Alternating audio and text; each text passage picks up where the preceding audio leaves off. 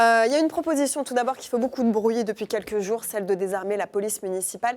Le débat a été allumé par le nouveau maire LFI de Saint-Denis, Bali Bagayoko, qui retire les LBD, les lanceurs de balles de défense de sa police. La question se pose désormais sur l'ensemble du territoire français et c'est une question qui divise l'opinion des habitants. Pour en parler, j'accueille Garlov Yokota, directeur de police municipale et président de l'Association nationale des cadres territoriaux de la sécurité.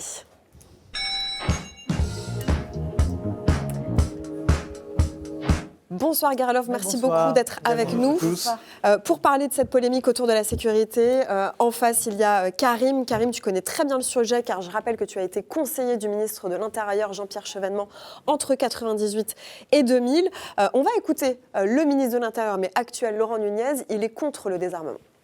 Je pense que les policiers municipaux doivent avoir des armes pour pouvoir se défendre, des armes létales évidemment en cas d'urgence, et puis aussi des armes intermédiaires comme le lanceur de balles de défense qui permet de tenir à distance des assaillants.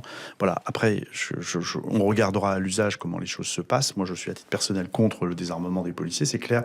Voilà, le lanceur de balles de défense, c'est donc le LBD dont on parlait. Il va dans votre sens, Laurent Nunez Garlov. Pourquoi faut-il laisser les armes aux policiers ?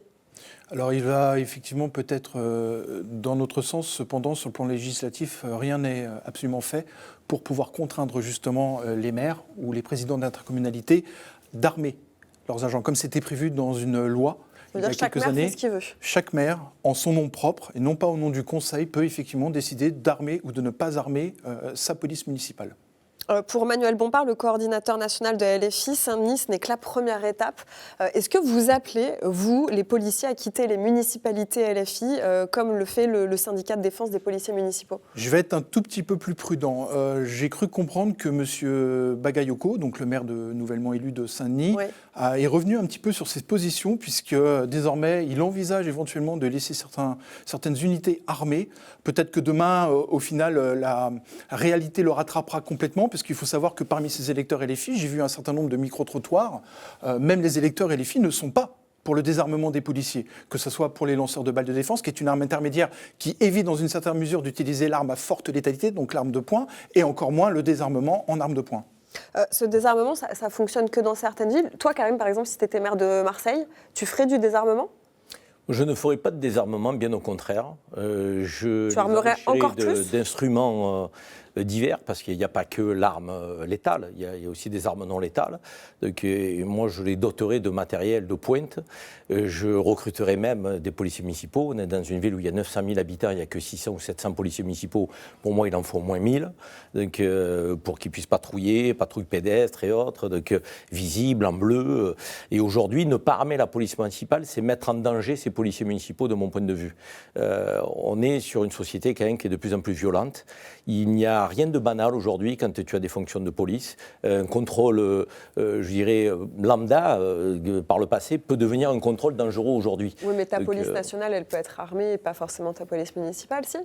Non, je pense qu'il y a une démarche de coproduction qu'il faut imaginer aujourd'hui entre ces deux polices. Il y a la police nationale qui a ses prérogatives, donc, et puis il y a la police municipale qui en a d'autres. Et je pense qu'il faut additionner des forces. Il ne faut pas les opposer. Et aujourd'hui, face à la montée de l'insécurité, de la violence, des violences au pluriel, je pense qu'il faut bien définir le corps de doctrine de la police municipale, d'abord et avant tout.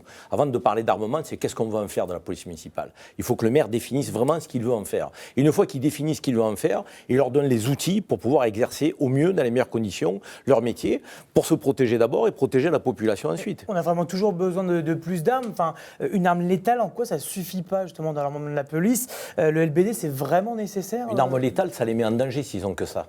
Parce que ça veut dire que s'ils sont en danger, ils sortent l'arme létale. S'ils ont une arme non létale, vu la graduation du risque, ils peuvent sortir l'arme non létale. On évite quand même... Arme létale, c'est arme à feu, on est d'accord.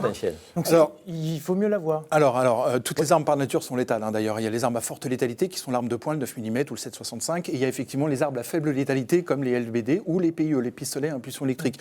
Bien évidemment, moi, si j'ai la possibilité d'utiliser un pistolet électrique contre une personne qui a un couteau et ne pas avoir lui tirer dessus avec toutes les conséquences juridiques. Et puis c'est horrible de tirer sur un individu, c'est pas humain. Enfin, en tout cas, on devra le faire, c'est le jour où on devra le faire. Mais je veux dire par là, si moi j'ai une opportunité de faire autrement et de sauvegarder la vie de cet individu, oui, je ne veux pas qu'on me retire ce moyen-là. Et donc, du coup, si vous êtes armé, qu'est-ce qui vous différencie de la police nationale? Parce que vous êtes là tout le temps sur le terrain, vous rencontrez Vous faites, alors, les gens. en fait, on fait un faux débat là-dessus. Vous savez, les agents de la Brinks sont armés. Les agents de la SUGE, la Sûreté Générale de la SNCF est armée. Vous avez des gardes du corps qui sont armés. Vous avez la police du métro qui est armée, même parfois en civil.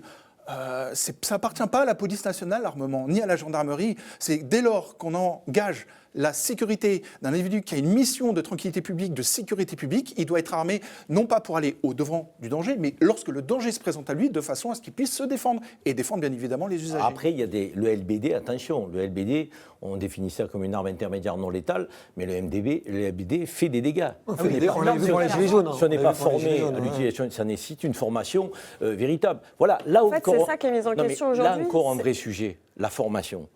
Définir le code de doctrine et permettre aussi à ces gens de se former, à la fois en formation initiale et continue. Ce qui n'est pas toujours le cas dans la police nationale, il faut le dire. Moi, je connais bien la police nationale. Parfois, les heures de formation, ça soit un peu dessus. Je veux dire, à part pour le tir, parce que c'est obligatoire.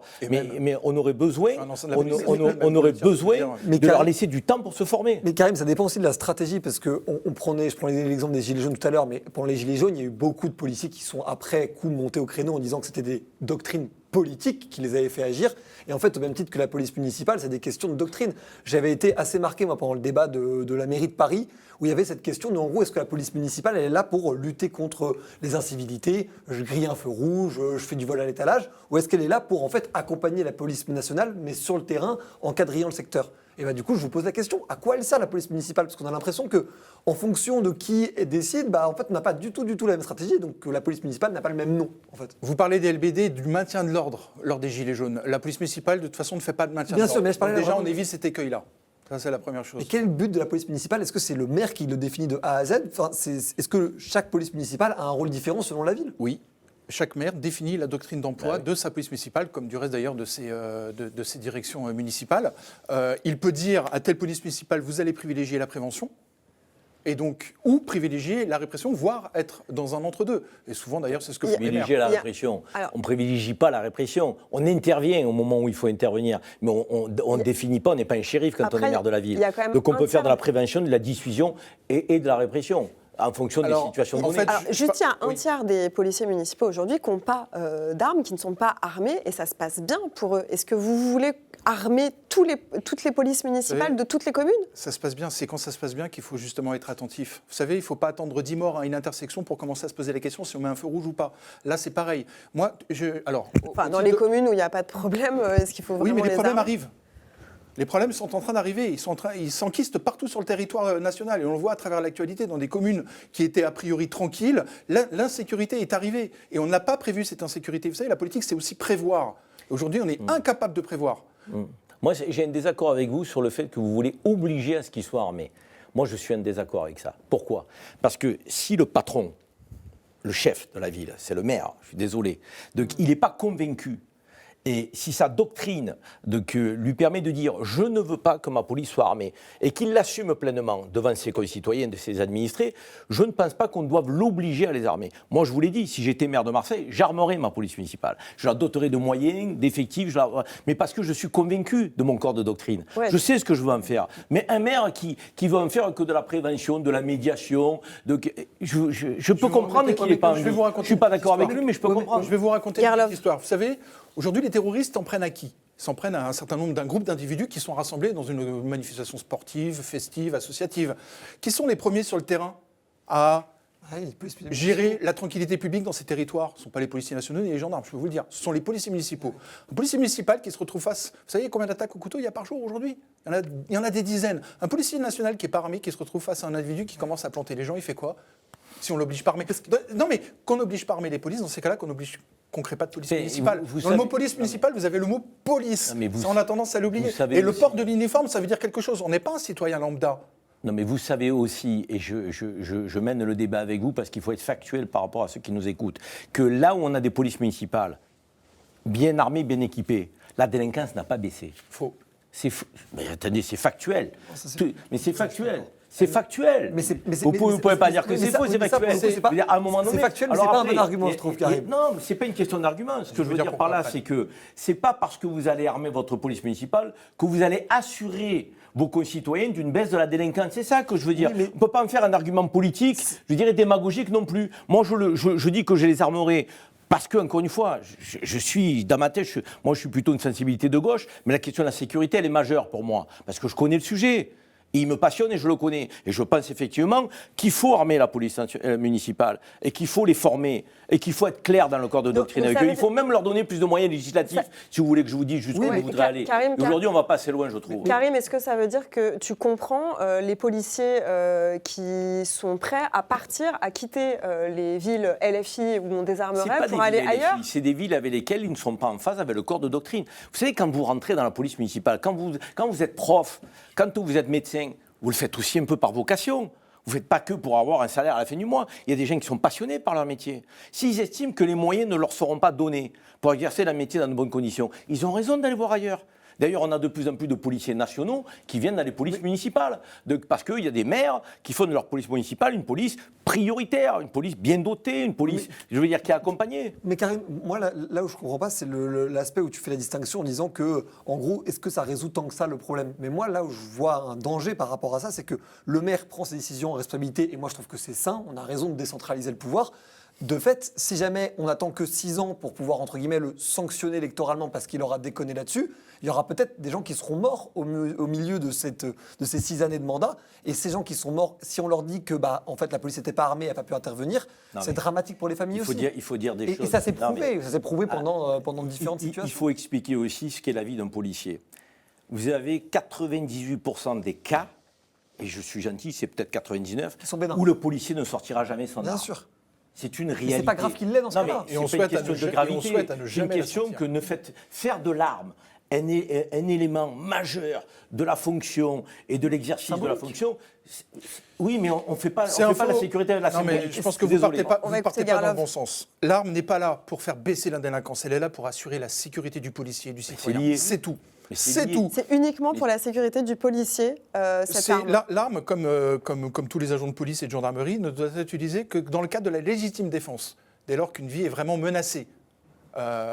D'où les armes intermédiaires quand la vie est également menacée, mais en moindre mesure. C'est tout. Elle est là que pour nous protéger. Elle n'est pas là pour faire baisser la délinquance. Maintenant, je vais faire un petit... Sur le terrain, vous l'utilisez beaucoup? Les policiers utilisent beaucoup le LBD, tout ça? Non, mais il y en a qui sortent jamais leur pistolet de toute carrière. Alors pourquoi ça sert d'en avoir un? Parce qu'il y a une vraie question. Parce qu'il y a l'effet dissuasif aussi. Ah oui, moi c'est l'effet dissuasif. Je peux vous assurer que moi, j'ai été dans des communes non armées et des communes qui ont pris l'armement en cours de... J'ai vu la différence de réaction des dealers, des vendeurs à la sauvette, et même de la réaction de la population qui se sentait beaucoup plus rassurée, parce qu'on a tendance à l'oublier, cette population. Elle a besoin de se sentir rassurée. Vous savez qu'aujourd'hui, les chiffres du sentiment d'insécurité, ils sont énormes, au-delà même des chiffres de l'insécurité. Mais justement, il y a une question derrière, c'est que la police municipale, c'est aussi une police de proximité. Est-ce que ça ne crée pas une barrière de plus dans ce rapport de proximité avec les gens que d'être d'autant plus armé avec un arsenal qui s'enrichit toujours? Et quand c'était la police nationale qui faisait la police de proximité, elle était armée, est-ce que ça posait problème? C'était l'îlotage de papa à l'époque. On parlait d'une époque qui dépassait. Non, mais alors, encore une fois, on oppose mission et armement. Vous pouvez donner la mission la plus basique à un policier municipal de simplement arpenter les rues, de faire ce qu'on appelle la police administrative, mais une fois que le problème se présente à lui, il fait quoi? Il n'a pas été au-devant du problème. C'est les problèmes qui viennent au-devant de nous. Nous, on ne les demande pas, les problèmes. Et dès qu'on fait quoi? Allô, le 17, je me mets à l'écart, je m'en vais, il y a quelqu'un qui se fait trucider, je pars. Parce que je ne peux pas intervenir. Là, on parle de LBD, mais oui. Non, mais le LBD, c'est encore une fois, c'est une arme intermédiaire qui permet aussi d'intervenir quand une vie est en danger. Ouais. Si on vous avait dit il faut vous désarmer, vous auriez fait quoi? Vous auriez démissionné? Alors déjà, on ne démissionne pas. Dans la fonction publique, on mute, on est détaché, mais on ne démissionne pas. Vous quittez jamais alors moi, je suis directeur, donc moi, j'aurais fait ce qu'a fait le directeur de Saint-Denis, c'est-à-dire que j'aurais tenté de communiquer avec le maire de la commune en question, et j'aurais tenté de lui donner des arguments.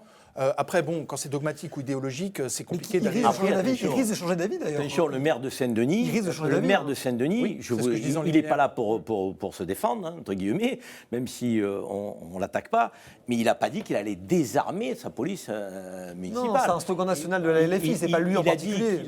Il a dit qu'il supprimait le LBD au moment où on se parle. Enfin que petit à petit, toutes les armes disparaissent quand même. L'arme classique, létale, donc il la maintient pour le moment. Pour le moment, mais il a dit que ça allait vite. Il a eu des propos évasifs. Non, il a dit qu'il allait faire un audit. Il a dit qu'il allait faire un audit et prendre la décision de manière vraiment réfléchie. Bah alors, vous avez David Guiraud, vous avez David Guiraud à Roubaix. Non, parce que LFI n'est pas là pour se défendre et je sais qu'ils sont quand même diabolisés sur tous les plateaux télé. Donc il faut dire les choses un peu. David Guiraud à Roubaix, plus grande ville du Nord là.